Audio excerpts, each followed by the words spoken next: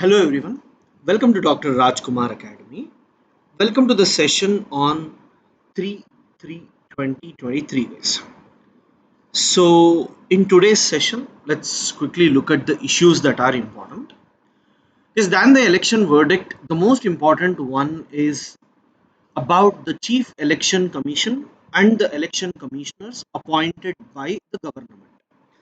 So, if you read constitutional bodies and non-constitutional bodies, one of the major question that we get is about how are different constitutional body heads selected and how they are removed. Now, when it comes to election commissioner, unfortunately in India, there was no proper procedure to select him.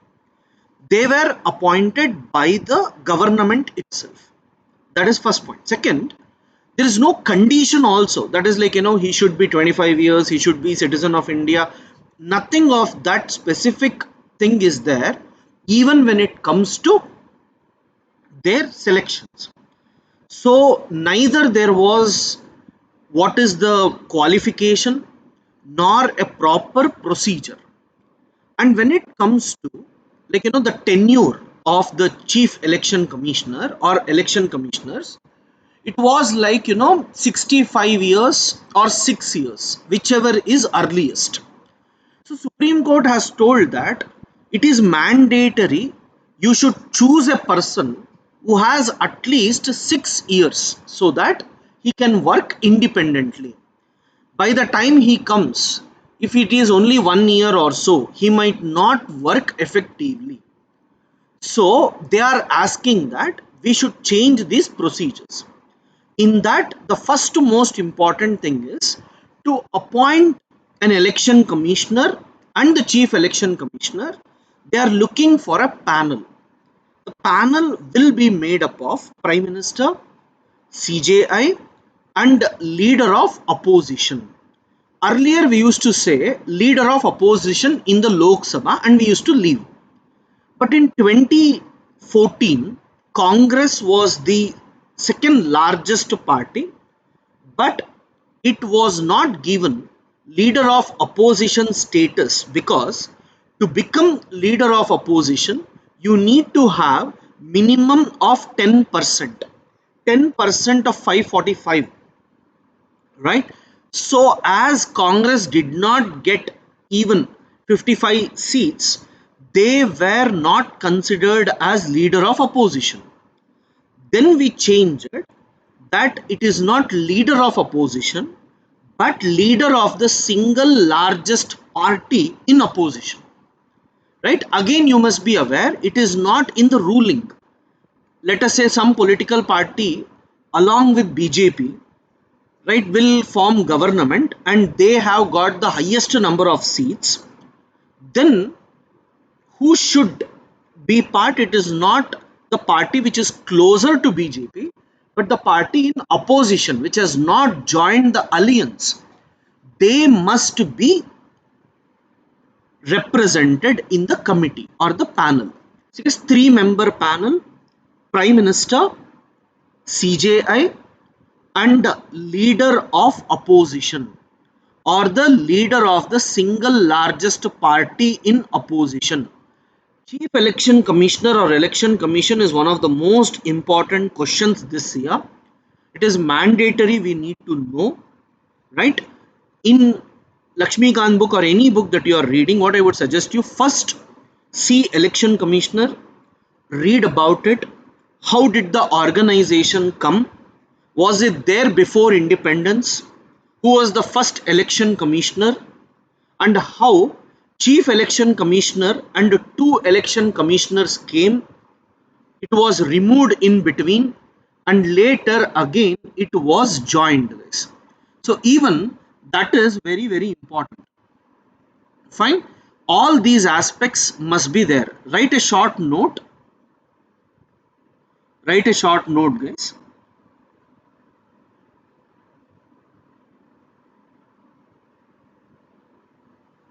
Election Commission heading. You write below. Election Commission. election commission did not had any qualifications any qualifications or a panel to appoint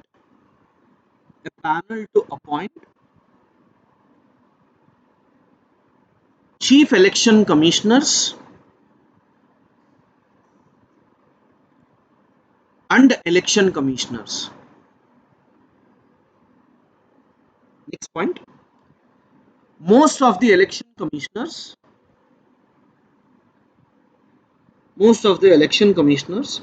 had tenure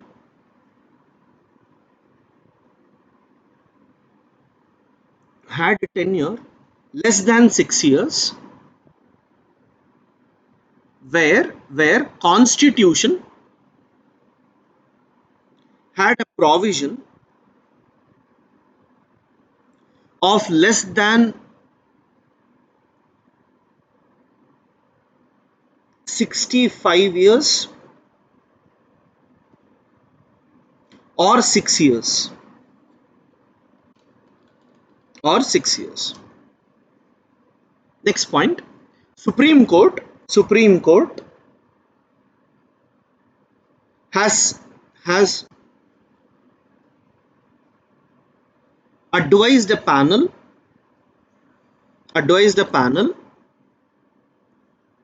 of Prime Minister, leader of opposition in the Lok Sabha,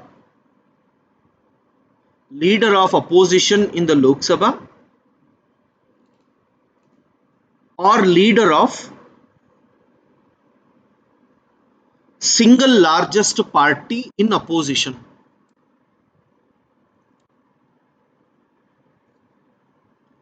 and Chief Justice of India.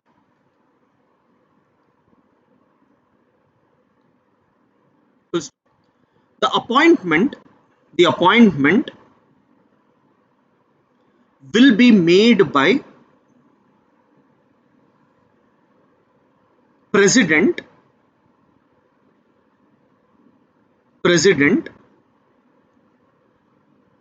on the advice of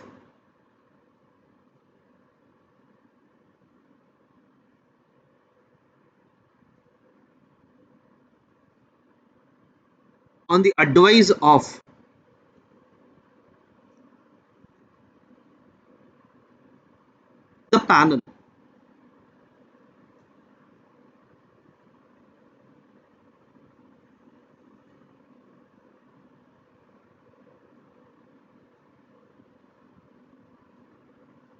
Fine. Next you write, Supreme Court has also argued that there must be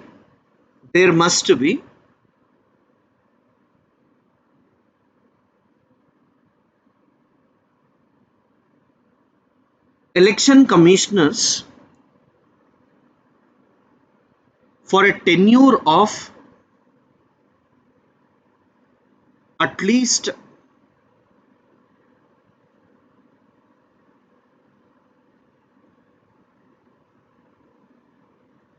6 years, so that they can work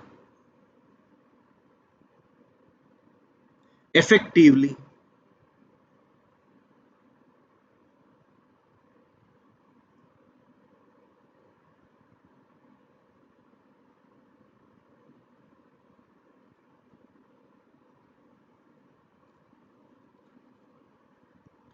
Yes. So after this, we need to, guys, please ensure that you are going to talk about these aspects, guys, as much as possible. This year, this issue is very, very important. Fine. Along with this, you also have to look at CVC. Fine. CVC, you can make a note. You have to give CVC as well because their tenure has also been changed. Yeah. So guys, BJP has won the elections. So not so important, but I just want you to know one thing. Uh, there was a time when elections were held in phases in Northeast, guys. Northeast was meant for internal security threats, militancy.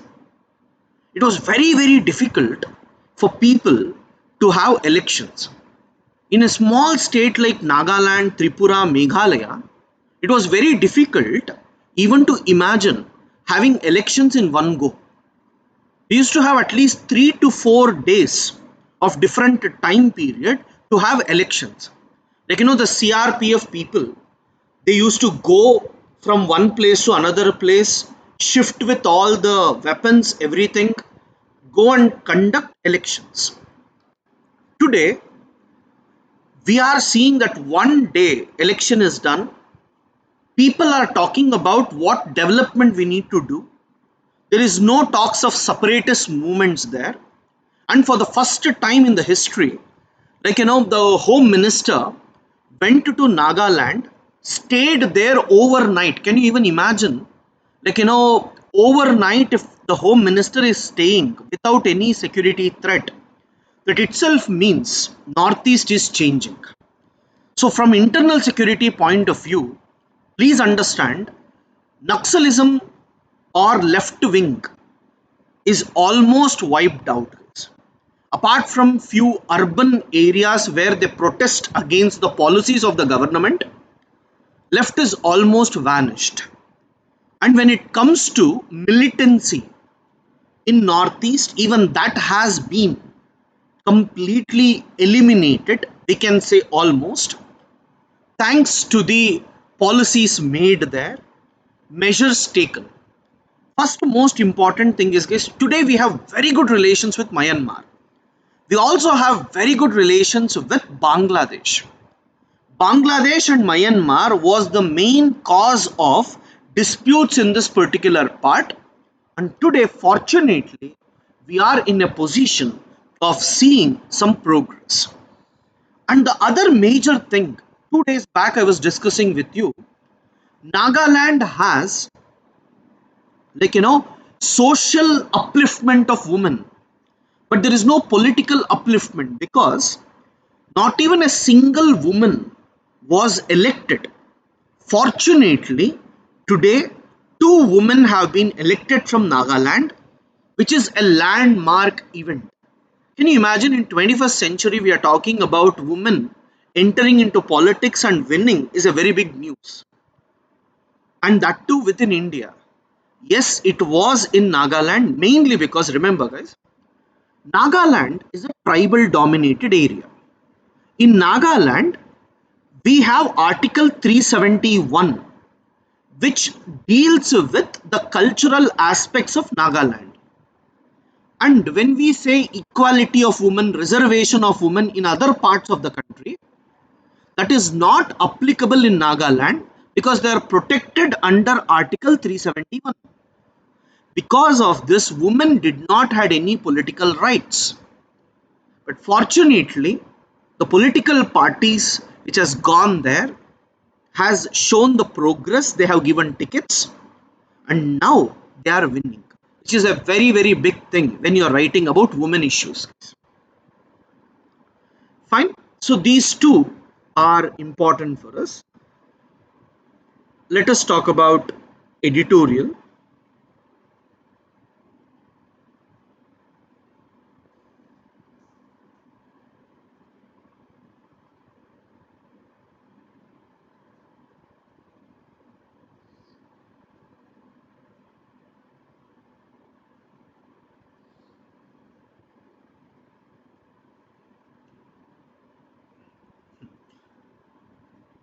Positing India's stand on the Ukraine war is these are all what people normally try to talk, but that's not so important. Don't worry about it. Fine, leave them. Because what is India's position doesn't depend upon what people suggest, but it depends upon how the country wants to see it. The BJP is primed to be back in power in the three northeast states, not so important ways. Data dissonance, policymakers must buttress domestic demand to drive growth. As I was telling you yesterday, in India today, exports are not the most important thing. It is utilizing or supplying goods to the domestic demand accordingly. Only when we do that, we will be in a position to see that there is some sort of growth. Right? Now, South Asia's human capital is the resilience it needs. There's a very good article by the vice president of the World Bank, like South Asia World Bank, where he says that pandemic, economic recessions, and extreme weather conditions doesn't happen regularly. It is a phenomena that happens once in a while. Unfortunately, pandemic, economic slumps, and extreme weather conditions. You take Pakistan, COVID, economic slowdown, climate change. Sri Lanka, COVID, economic slowdown. India had COVID. India also had floods and other parts, floods and other things. Bangladesh is also suffering from the economic crisis and pandemic. So he's trying to say majority of the people in South Asia is suffering because of these things. Earlier, these used to happen once in 10 years, but all the three happened continuously in South Asia, which is a cause of concern. And any time if anyone has a problem, it is their human capital, that is the capacity of your population to overcome the problem will help. Unfortunately, in South Asia, even though we have very good demographic dividend, that is people in working age is more, but still we are not in a position to utilize the demographic dividend effectively. Skills have reduced. In India or in South Asia, if you see, life expectancy is more, but when it comes to children, stunted growth is more. Nutrients are not provided. Underweight children are more, right? And you also observe that the average GDP has reduced. Skills are very, very less. During pandemic, due to poverty, many could not get proper education. These are all some core issues that we faced. And he says if we can utilize the population effectively, if we can provide the skills effectively, then per person GDP contribution would increase. So that must be clear, guys. Fine, that must be clear. So the first most important thing for us in all the three that we need to see is, you can write down, in South Asia, pandemic, recession, and extreme weather events occurred at the same time, which led to affecting millions of population.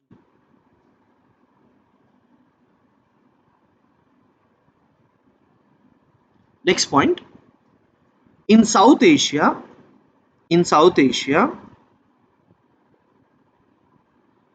a child born, a child born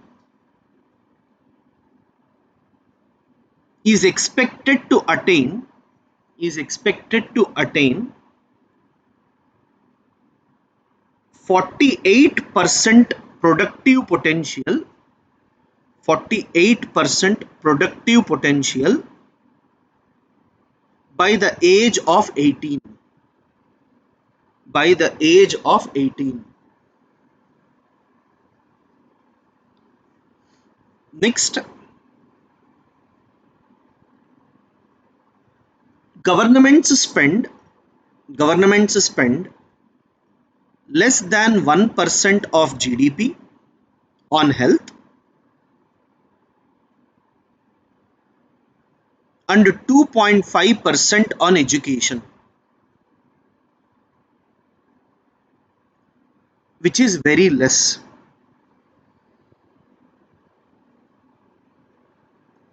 Next, poor people poor people learning ability learning ability reduced during COVID by 60 to 78%.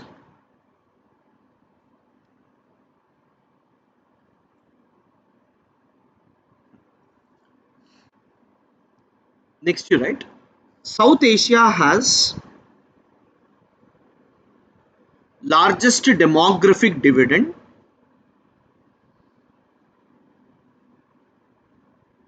and should utilize it effectively.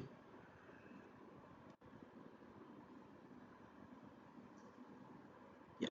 So guys, as expected, unfortunately, US and West on one side, Russia and China on the other side did not allow any joint statement to be accepted. Like, India felt bad because we are not in a position to have a joint statement. We are trying to convince them.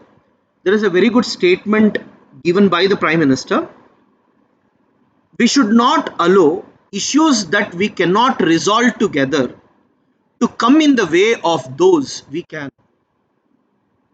Right? This quote is extremely good, guys. And second thing he has given, in the land of Gandhi and the Buddha, we should focus on not sorry we should not we should focus not on what divides us but on what unites us. This type of quotes can be helpful for you when you are talking about the G20 summit. When they ask you a question why we could not achieve anything, you can use these type of quotes. See guys, as different ministers have come, this is an year where we will have lot of countries visiting and we will be signing agreements with them. With Italy, we are planning to go for, like, what do you call as defense cooperation. They are planning to establish startup bridge between India and Italy, where both are cooperating on defense case. And they also want to go for joint military exercises where in Indo-Pacific region, that is South China Sea region, Indian Ocean region, Italy is also willing to come and take part. But remember, it may also like to join Quad along with other countries. It would be interesting to see this. India China met and they are discussing about the border problems, guys. But there is nothing significant talks that they had made. Opposition parties welcome, that is good. EC having tenure below 6 years, I made you write that. Congress makes gain, not just a number game for the BJP in the Northeast. BJP win, Nagaland gets its first woman MLAs, all our election news, guys. Yeah. Yes, fortunately, Supreme Court has come up with an expert panel which will try to study Hindenburg report and try to see whether our agencies are capable of managing them or not, and if there is any need for changes to be made in the regulatory framework. See guys, Supreme Court will tell us, see, this is the procedure that you are following, please change it so that these type of problems will not come in future. Harshad Mehta scam and other things made the country realize we should have an organization like SEBI, TROI and all, and we should give more powers to them. Thanks to the court, even now the court is looking into these issues and ensuring our money is safe. IPS officer Rashmi Shukla appointed DG of SSB. Woman is heading, so that's a very good news. Our donors include 30 organizations. See guys, Center for Policy Research is an NGO in Delhi, which is a think tank where people will think and write articles about Indian government. They are getting funds from Indian government as well, but Indian government recently told that you cannot receive foreign funds because these policy organizations are capable of writing articles which may influence the country. So they are telling that foreign funds, if it comes, they may influence you, so we don't want anything of that sort. So guys, Blinken and Lavrov, Russian and US counterparts, met for the first time in India, and they are telling that we discussed about the Russian issue and all. Not so clear about those. Fine. So guys, these are the important issues that we have. So yes, please keep telling us what all needs to be done. Yesterday, if you had not told, we wouldn't have changed it. Thanks for that. Thank you.